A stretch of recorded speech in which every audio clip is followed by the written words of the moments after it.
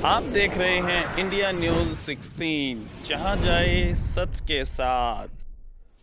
सर्वप्रथम तो मैं आप सबको आज इस पावन दिवस पर गणतंत्र दिवस की हार्दिक बधाई देता हूं। आज का दिन बहुत ही सौभाग्यशाली है इस हिंदुस्तान के लिए कि पूरी दुनिया में हिंदुस्तान से बड़ा कोई प्रजातांत्रिक देश नहीं।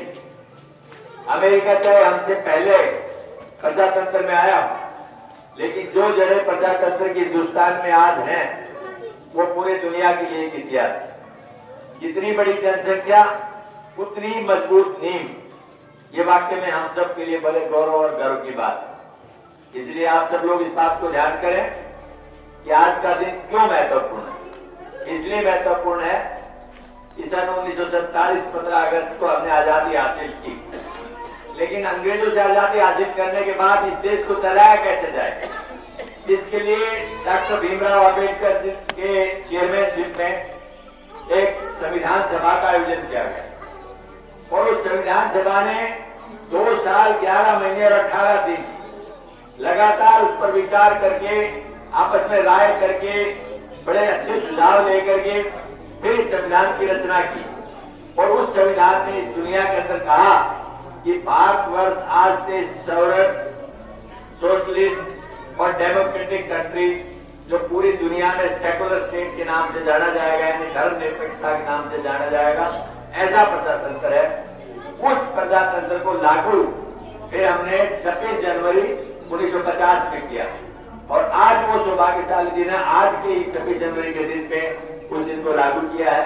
तो मैं आप सबको पुनः बधाई देता हूँ और भगवान से प्रार्थना करता हूँ कि आपके लिए एक दिन हर वर्ष एक नई खुशी लेकर के आए। राजपाल अभी गुरु जी ने बहुत सी बातें कही। मैं सरपंच साहब को, पूरी ग्राम बस्ती को दिल की गहराई से बधाई देता हूँ। देखिए, प्रजातंत्र में पंचायती राज स्वर्गीय राजीव जी ने एक बहुत अच्छी शुरुआत की और उन्होंने कहा था अगर किसी देश को, प्रजातांत्रिक देश को ताकत देनी है तो पंचायत के माध्यम से दें, क्योंकि दुनिया में किसी भी अदालत की अगर जब बात करते हैं, प्रजातंत्र में जनता की अदालत से बड़ी कोई अदालत नहीं। यहाँ पर कितना ही बड़ा हुक्मरान क्यों नहीं हो, मुझे 5 साल के बाद इस जनता की अदालत में जरूर आना पड़ता है और इस अदालत के बाद में उसका फैसला होता है कि आने वाले समय में प्रजातंत्र में ये सरकार रहेगी या दूसरी सरकार आएगी। और यही प्रजातंत्र है, यही ताकत है। तो मैं समझता हूँ कि वो ताकत आपके पास आई और आपने अपने अपने गांव के अंदर जितने विकास के कार्य थे, आज से तकरीबन आप अंदाजा लगाए 25 साल पहले सिर्फ हम ईंटों के रोड बनाते थे और उन रोडों के ऊपर से कोई भी हैवी व्हीकल चला जाता था तो वो चूर चूर होकर के वापस मिट्टी में कन्वर्ट हो जाती। उसके बाद एजाज हुआ क्योंकि विदेशों में इंटरलॉकिंग टाइल का जो आपने आज लगा रखी है, इनका प्रचलन पहले से था। वो धीरे धीरे राजीव जी ने अपने टाइम से एक शुरुआत की थी और वहां से एक नई तकनीकी के आधार के ऊपर आप लोगों ने ईंट को इस टाइल के अंदर बदल दिया जो थोड़ी लंबे समय तक चलती। तो मैं समझता हूँ हर आदमी को एक जीने का तरीका, जो क्वालिटी ऑफ लिविंग, वो आपको सुधारने का मौका मिला। हमारे बच्चों में, हमारे नौजवान साथियों में प्रतिभा की कोई कमी नहीं। पूरी दुनिया के अंदर अगर आप कहें तो सबसे ज्यादा यंग कंट्री है अगर कहीं तो वो हिंदुस्तान है। उसका कारण है कि चाइना ने हम तो हमारा एक पॉलिसी अपनाई जिसके तहत उनकी कमिंग जनरेशन से आज की तारीख में हमसे ज्यादा बड़ी जनसंख्या हो, लेकिन उनके यहाँ बच्चों की एज में और माँ बाप की एज में बहुत बड़ा अंतर आ गया और उसी वजह से हिंदुस्तान एक नौजवान ताकत है। आज हमें गर्व है इस बात का कि हिंदुस्तान खाली हिंदुस्तान में नहीं, आज अमेरिका के अंदर बाइडेन जो नए राष्ट्रपति बने, उनकी टीम में 20 आदमी हिंदुस्तानी बहुत महत्वपूर्ण पदों के ऊपर वहां पर जो है अपॉइंट किए गए। ये हमारे लिए बहुत बड़े गर्व की बात है कि अमेरिका के अंदर भी हमारी इतनी बड़ी ताकत है। कनाडा के अंदर 4 आज के मंत्री, सिटिंग मंत्री कनाडा के अंदर वो हिंदुस्तानी है। ऑस्ट्रेलिया में 2 वो हिंदुस्तानी है। और जहां तक रही बात इंग्लैंड की, उसमें साउथ होल जिसको बोलते हैं, उसे तो दूसरा मिनी इंडिया कहा जाता है। आपकी मॉरिशस जिसमें 65% आपके यहाँ के लोग हैं, आपके यहाँ आपका मलेशिया जो बहुत एक तगड़ा मतलब अच्छा एडवांस उस कंट्रीज में कहा जाता है, उसमें 35% लोग भारतीय रहते हैं। यानी हम धीरे धीरे करके न केवल हिंदुस्तान बल्कि दुनिया के अंदर अपनी प्रतिभा को स्थापित करने जा रहे हैं। मुझे पूरा भरोसा है जो नौजवान यहाँ पर खड़े धीरे धीरे करके अपनी बात को समझेंगे और अपने विचार को, अपनी भावनाओं को और अपने कैलिबर को अच्छे कार्य के अंदर, सुचारू कार्य के अंदर, सकारात्मक कार्यों के अंदर लगाएंगे, ताकि यहाँ के बच्चे अपने माँ बाप का, इस इलाके का, इस प्रदेश का और देश का नाम रोशन कर सके। आज जब हम अंक तालिका देखते हैं, चाहे IIT की हो, चाहे IIM की हो, चाहे MBBS की हो, या NDA और IMA की हो, या IAS और IPS की हो, हमारे बच्चे धीरे धीरे करके आगे बढ़ रहे हैं। मैं समझता हूँ एक दिन आएगा जब हर गांव के अंदर एक प्रोत्साहन से, एक इंस्पिरेशन से हमारे नौजवान बच्चे आगे चल कर जाएंगे। साथ ही खेलों के प्रति पहले कोई रुचि नहीं, आज हमने कॉमनवेल्थ गेम, एशियन गेम और ओलंपिक इनको देखते हुए ये देख लिया है कि वाकई में खेल भी एक जीवन है। एक समय था पहले कहा जाता था कि पढ़ोगे लिखोगे बनोगे नवाब और खेलोगे कूदोगे होगे खराब, लेकिन आज ऐसा नहीं है। आप खेलेंगे कूदेंगे तो ही नवाब बन सकते हैं, क्योंकि हमने जब हमारा कांग्रेस का आपने राज दिया था उस समय जो ओलंपिक में जो बच्चे गोल्ड मेडल लेके आने की बात थी उनको कहा था कि 5 करोड़ रुपए देंगे, जो सिल्वर लेके आएगा उसको 3 देंगे और जो ब्रॉन्ज लेके आएगा उसको 2 करोड़ रुपए देंगे। ये तो थी सिर्फ पैसे देने की बात। साथ ही उन बच्चों को क्लास 1 जॉब्स भी देंगे जो हमने दी भी। 59 बच्चों को DSP लेवल तक के स्टैंडर्ड के ऊपर उनको अपॉइंट किया। वहीं से इन बच्चों के अंदर एक इंस्पिरेशन पैदा हुई, प्रेरणा पैदा हुई कि हमें भी बड़ा होकर के ऐसे काम करने चाहिए जिससे न केवल माँ बाप का नाम रोशन हो बल्कि हमारा जीवन और हमारा कैरियर भी आगे बढ़े।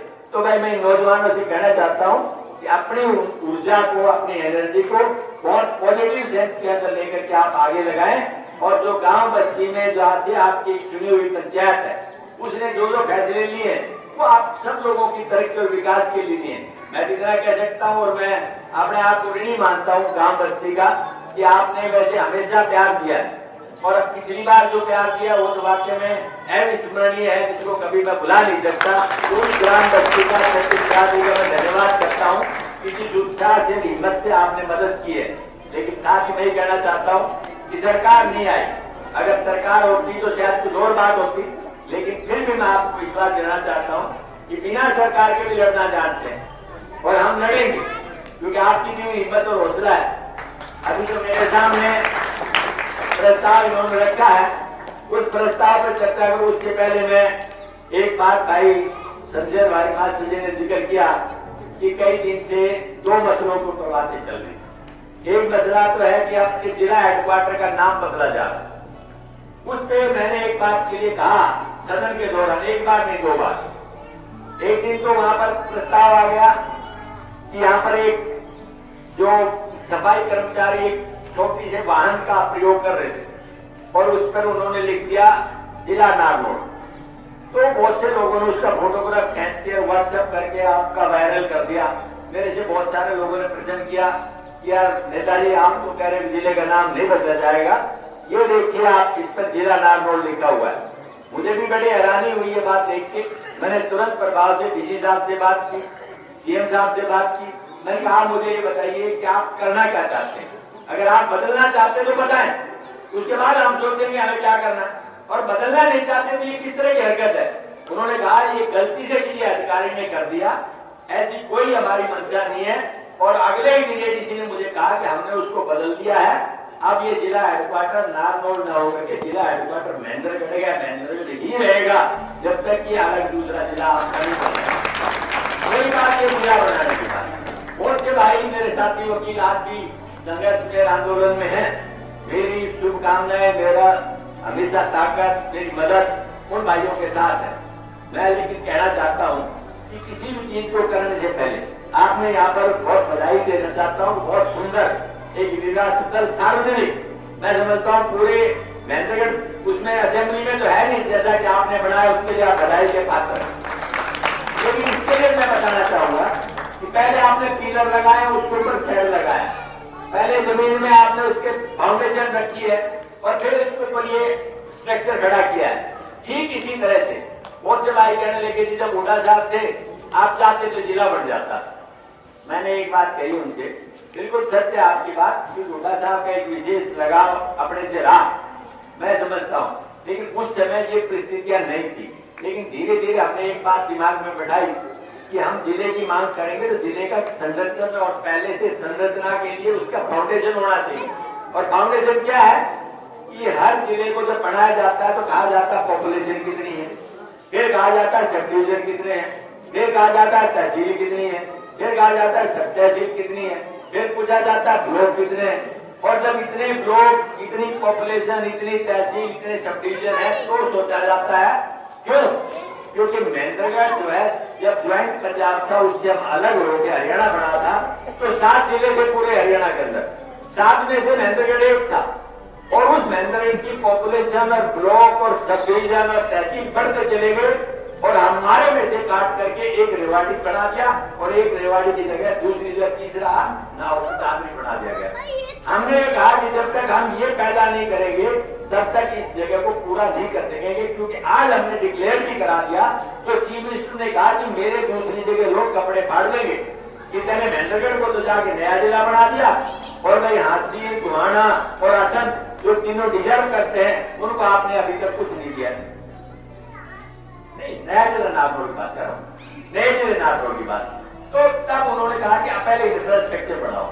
तो हमने आप सुझाव दिया उनको, जो इस सरकार को भी, कि भाई आप हमारे पास 3 सब डिवीजन है, 8 ब्लॉक है, सब जगह हमने तहसीलें बना दी, सतनारी में बना दी, नांगल चौधरी में बना दी, तो आप इसको 2 पार्ट में दे दें। क्यों, महेंद्रगढ़ एक बहुत पुराना जिला है जिसकी गरिमा आज तक है और रहेगी। आप महेंद्रगढ़ जिले को एज इट इज रहने दें, नागौर को एक अलग जिला बना दें जिसमें अटेली, नागौर, नांगल चौधरी एक और कनीना, महेंद्रगढ़, नांगल सतनारी एक, ये दोनों जिले बढ़ सकते हैं। दोनों की जनसंख्या दादरी से ज्यादा है, पंचकुला से ज्यादा है, उनसे ज्यादा सब डिवीजन है, उनसे ज्यादा तहसीलें हैं, उनसे ज्यादा ब्लॉक है, फिर आपको दिक्कत क्या, उनसे ज्यादा गांव है।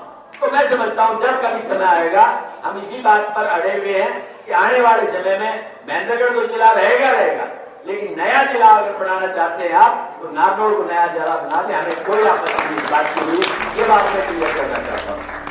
उसके बाद आएगी किसानों की बात। देखिए आज पूरे देश में अन्नदाता परेशानी के अंदर, ये किसान जो कहते हैं कि हर आदमी का भला चाहता है, किसान एक ऐसा है जो कहते हैं जब हल जोतता है तो कहते हैं इसमें हाड़ी का भी, पाड़ी का भी, पशु का भी, पक्षी का भी, अमीर का भी, गरीब का भी, किसान का भी, मजदूर का, सबका हिस्सा है इसके अंदर। वो कभी बरसात से नहीं घबराता, कभी ओले से नहीं घबराता, कभी तूफान से नहीं घबराता, कभी यानी मान के चलो अकाल पड़ जाता उससे नहीं घबराता, अपनी हिम्मत से सूखी धरती का सीना चीर करके अनाज पैदा करता है। अगर पानी की कमी है तो पसीने सिंचाई करके अनाज पैदा करने की क्षमता रखता है। उसको जब आज अपने ऊपर पड़ी हुई मुसीबत की कोई बात याद दिलाता है तो वो उस बात की परवाह नहीं करता। वो कहता है कि आज ओलावृष्टि हुई है, कल दोबारा जब फिर इसके प्रयास करूंगा, आज सूखा पड़ा है मैं फिर प्रयास करूंगा। क्या किसान एक बार ओलावृष्टि या सूखा पड़ने के बाद अपनी खेती करना बंद कर देता है? क्यों? क्योंकि उसके दिल में ये बात है कि मैं दिल से किसान हूँ, जमीन से जुड़ा हूँ, इसी धरती ने मुझे दिया है, इसी धरती से मैं आगे चलूंगा। आज वो किसान एक मुसीबत में, जो इस सरकार ने उन लोगों की अनदेखी करके एक 3 काले कानून के नाम से कृषि कानून बना दिए। उन तीनों कृषि कानूनों के बारे में शायद आपको पता नहीं होगा, लेकिन मैं समझता हूँ जो बहुत से पढ़े लिखे साथी उनको अच्छी तरह से पता है कि हमारे कहीं भी हमारे इसके हित में नहीं है। और एक बड़े सीधे से जमींदार आदमी ने एक सवाल पूछा सरकार के एक अधिकारी से कि सर आप कहते हैं ये किसान के लिए हमने अच्छाई के लिए कानून बनाए, मैं किसान हूँ, ये लाखों लोग जो दिल्ली में चारों तरफ से बैठे हैं ये किसान है, जो 150 से ज्यादा आदमी आज तक सूरज जा चुके हैं, वो अपने बर्फ को देखते हुए, ठंड को देखते हुए, भूख को देखते, प्यास को देखते, बच्चों को छोड़ करके उनकी महिलाएं, बच्चे, जवान और बूढ़े सारे यहाँ पर बैठे हैं। आखिर किसी बात के लिए बैठे होंगे? अगर हमारी भलाई है, हम कहते हैं कि हमारी भलाई नहीं है, तो आप उसको मना कर दें, ये सबसे बड़ा उपाय है। लेकिन ये सरकार अपनी जिद और एक तरह से अपने कठोरता का परिचय देते हुए ये चाहती है कि हम इसको कानून को वापस नहीं लेंगे। इसी बात का विरोध है। मुझे पूरा भरोसा है आप लोग इस बात को समझेंगे, क्योंकि इनके ही एक नेता जब भाषण दे रहे थे, पहले कांग्रेस ने किसानों की तरक्की के लिए कुछ सुधारों की बात की, जब कांग्रेस का राज था यूपीए का, तो स्वर्गीय सुषमा स्वराज जी उस समय केंद्र में मंत्री थी, उनको बोलने के लिए जब पार्लियामेंट में कहा गया तो उन्होंने कहा कि ये गलत कर रहे हैं कांग्रेस के लोग, क्योंकि ये जो आरटी सिस्टम है, जो एपीसीएम सिस्टम जिसे कहते हैं, मार्केटिंग आर्ट का काम है, ये तो एटीएम है किसान का। आज किसान अपनी फसल लेके आरती के पास जाता है, वो बेच के आ जाता है, बीच में उसको जरूरत पड़ती है कि मुझे 50,000 बीमारी के लिए चाहिए, मुझे 50,000 लड़की की शादी के लिए चाहिए, तो वो आर्ट उनको दे देता है। हमारे यहाँ पर आर्ट सिस्टम मैं समझता हूँ उतना नहीं है जितना कि पंजाब में जलसा और आपके फतेहाबाद और हिसार और जींद और कैथल में है, लेकिन फिर भी आपकी आर्ट सिस्टम हमारे यहाँ भी है। वो कहते हैं कि वो आर्ट सिस्टम आप खत्म करके ना इसका एटीएम को खत्म कर दो। एक वो कहते हैं कानून में कि ये 4 दीवारी इसके भीतर अगर आप आड़त में आड़ के बैठे हैं, मंडी में बैठे हैं, आप जो यहाँ पर अनाज बेचेंगे उस पर टैक्स लगेगा, और इससे बाहर जो बेचेगा उस पर टैक्स नहीं लगेगा। तो आप आज ये सोचता है कि आज किसान को मैं पैसे भी दे दूंगा, बाहर अगर पैसा फालतू मिलेगा तो मेरे पास तो नहीं आएगा। वो कहता साहब अभी तो मैं पैसे नहीं दे पाऊंगा।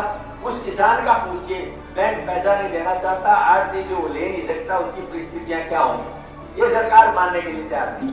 तीसरा मैं ये कहता हूं कि आज एक बात मान के चले कि जब सारे किसान कहते हैं हमारे फायदे की चीज नहीं, तो फिर सरकार जिद क्यों कर रही है?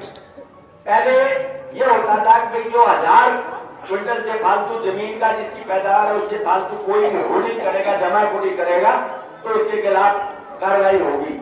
आज ये जो कानून बनाया है इसमें ये प्रोविजन है कि कोई आदमी लाख टन इकट्ठा करेगा तो उसके खिलाफ कोई कार्रवाई नहीं। आखिर किस आदमी में इतनी हिम्मत है जो लाख टन इकट्ठा करेगा? वो सिर्फ बड़े उद्योगपति हैं जो आपकी चीजों को आज तो खरीद लेंगे, लेकिन जब अगला साल आएगा आप बेचने के लिए जाएंगे तो 2150 का बिका हुआ बाजरा अगले साल 500 लेने वाला नहीं मिलेगा, क्योंकि वही लोग कहेंगे पहले इतना पड़ा है हम कहां से जाएं, और वो खरीदेंगे नहीं, दूसरा खरीदने वाला लेगा नहीं। आप मुझे बताइए आपकी परिस्थितियां क्या होंगी? ये असली लड़ाई है जिसको आपको समझने की जरूरत है। मैं समझता हूँ उस किसान की उस मदद के लिए आपके मन से धन से जो मदद बढ़ती है वो आप करते रहे, क्योंकि आप स्वयं एक किसान। तो मुझे पूरा भरोसा है कि हमारी मतलब सारी वार्ता के पीछे हमने जो विकास की दूसरी बातें की उससे आप समझेंगे। अब मैं बात करता हूं कि आपने जो एक मांग पत्र रखा है, पहले तो बहुत बड़ी बात यह है कि देखिए मांग पत्र तो जब सरकारें होती तब तो पूरे हो जाते हैं, वरना तो बहुत सी चीजें ऐसी हैं। आज महंगाई की परिस्थिति में बताता हूँ, जब आप शहर में जा रहे हैं तो शहर के अंदर गड्ढे ही गड्ढे। अब कोई पूछ ले गया नेताजी तू एमएलए भी बन गया लेकिन गड्ढे नहीं भरे। ये गड्ढे क्यों नहीं भरे? क्योंकि चेयरमैन जो है ना वो नहीं चाहता कि मैं अपने तरीके के अलावा कोई काम करूं, उसके सदस्य उसको नहीं चाहते कि ये अपने तरीके से काम करे। और एक ऐसा बना हुआ सरकार के और पार्षदों के बीच में कि काम करने का हक तो है चेयरमैन का और करवाने का हक है सरकार का। सरकार काम करने देना नहीं चाहती, चेयरमैन अपनी इच्छा के अलावा काम करना नहीं चाहता, तो गड्ढों को भरेगा कौन? क्योंकि हक तो उनको तो करेगा। हमारा हक जिस दिन आप दे देंगे उस दिन हम कह रहे हैं सबसे पहले गड्ढे भरेंगे नहीं, उनको बढ़िया करेंगे। क्यों?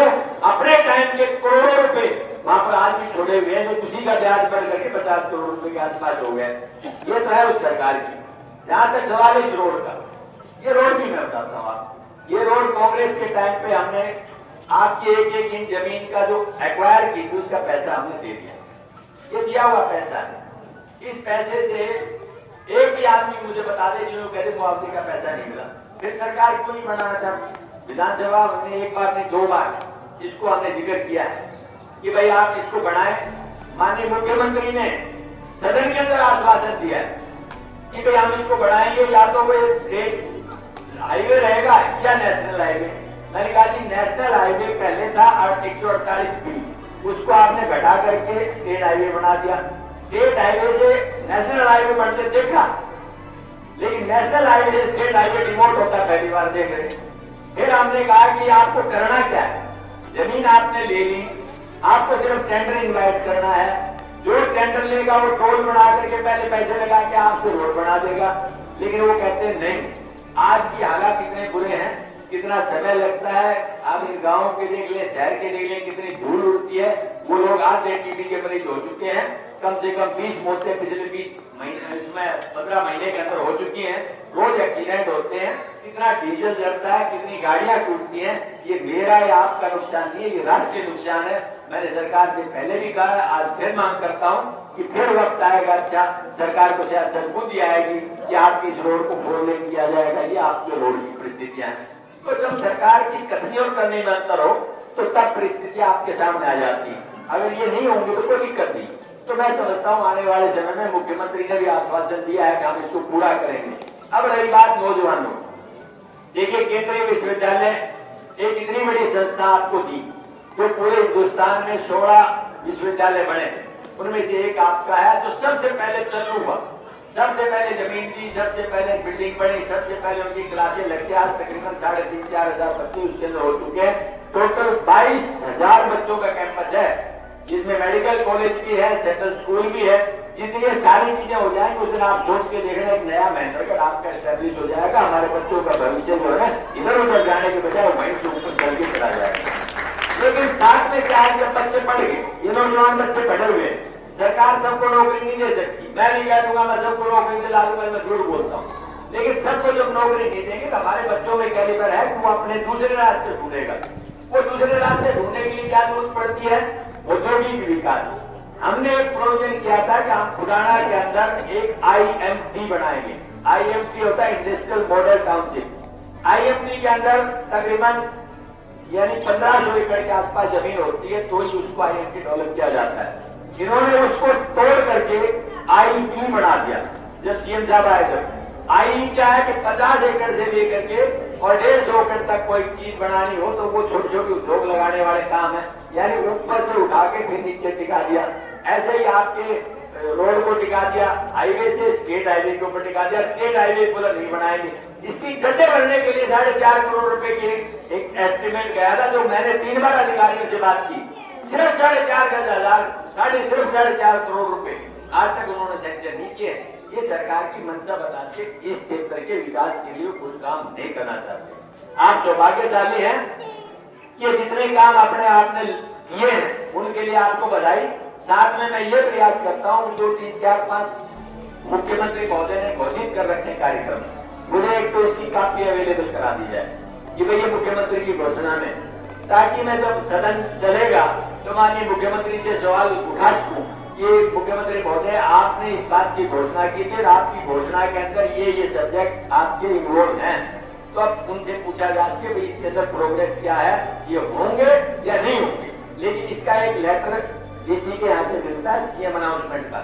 वो लेटर आप मेरे को लेते, अभी विधानसभा अगले महीने में चलने वाली है, क्योंकि सेंटर वाली 29 फरवरी से इससे शुरू हो जाएगी, जनवरी से। स्टेट की जांच में समझता हूँ 15-20 फरवरी के आसपास चलेगी। उससे पहले आप मुझे ये जरूर लाके दीजिए जो सीएम साहब ने यहाँ पर डिक्लेयर कर रखी है, ताकि उनको कामों को पूरा करा सके। इसके अलावा आपने जो नौजवान बच्चों के लिए 2-3 बातें कही हैं, उनके लिए मैं कहना चाहता हूँ,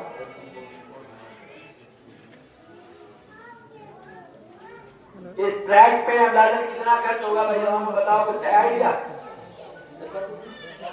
ट्रैक पे कितना खर्च होगा?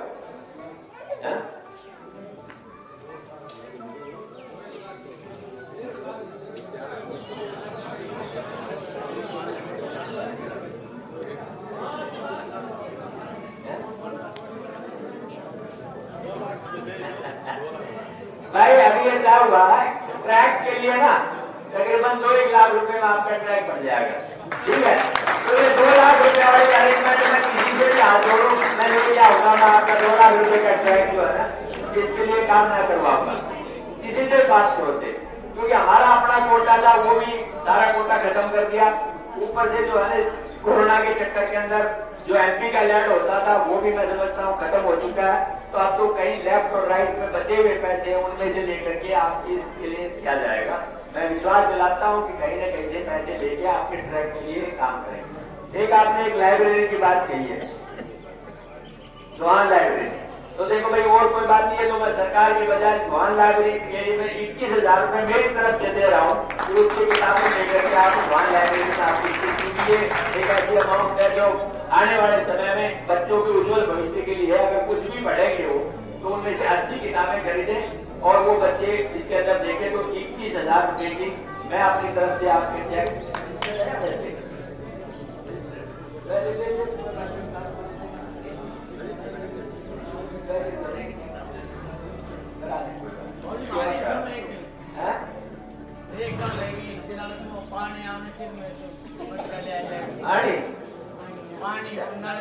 एक मैं एक और बात करना चाहता हूँ। एक जो पानी की समस्या है ना, पल पाल गटानिया खिड़की बैराज अलावा कुक्षी अपना गाँव ये आपके सारे के सारे गांव हैं, 15 के आसपास सारे गांव हैं। इनमें पीने के पानी की समस्या है और कृषि के लिए तो है ही है। उसके लिए भी एक समायोजित योजना बनाने के लिए 2-3-4 अच्छे जो इंजीनियर है उनसे बातचीत की है। भाई ये सरकार हमारे प्रपोजल मान लेगी तो आपसे एक बार राय करके वो रखेंगे। भाई नहीं मानते तो आज नहीं कल फिर भगवान मौका देगा। तो मैं गारंटी से कहता हूँ सबसे पहले प्राथमिकता पीने के पानी की और यहाँ के पानी की हम आपके सामने रखेंगे, क्योंकि ये सबसे पहले जरूरी चीज हमारे पास। और ये भाई क्या पीने के आज पानी की कोई खास दिक्कत है तो बता दें कि इमीडिएट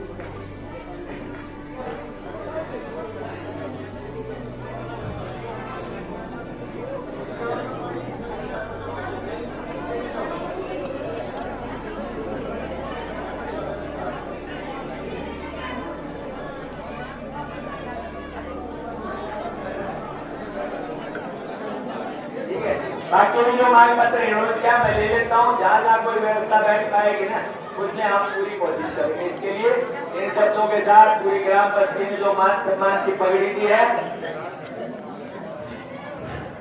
हाँ, एक ये रास्ता आपने बताया, ये दोगड़ा वाला रास्ता कनेक्ट करने का अपने टाइम का था जब अपन ने इसको करेक्ट करा था। इसमें कहीं टूट फूट भी हो गई है, कुछ रास्ता कंजेस्टेड हो गया है, तो मैं एक बार पीडब्ल्यूडी डिपार्टमेंट से बात करके इसको कोशिश करेंगे कि इसको साफ करवाए, टूट फूट इसको ठीक करवाए। और भाई वरना तो जिस दिन आप सत्ता दे दोगे उस दिन ये काम हम प्रायोरिटी में कर देंगे। इसलिए मैं कह सकता हूँ आपको आप सबका बहुत बहुत धन्यवाद। जो मान सम्मान दिया उसके लिए ग्राम बस्ती के सचिव का धन्यवाद। और मैं विश्वास दिलाता हूँ कि ये मान सम्मान को ऊंचा करके रखेंगे, नीचा नहीं जान देंगे। बहुत बहुत धन्यवाद।